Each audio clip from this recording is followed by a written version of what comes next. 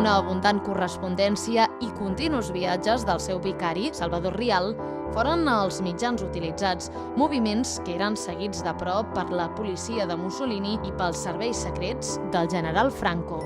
D'una banda, a través del cardenal Pacelli, no deixava d'informar el Vaticà sobre l'evolució dels esdeveniments i sobre els patiments de la població civil sota els bombardejos, per tal que la Santa Seu intervingués obertament per aturar la guerra. Fins i tot va suggerir al papa que gestionés un armistici.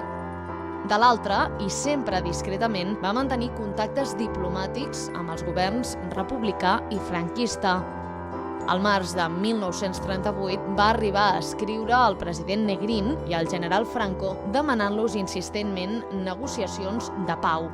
Aquestes peticions mai van tenir resposta.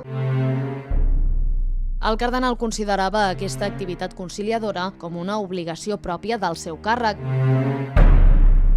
Durant la batalla de l'Ebre escrivia: La idea d'una gestió pacificadora no s'aparta del meu pensament i escau tant a la missió d'un bisbe d'estimar i recercar la pau.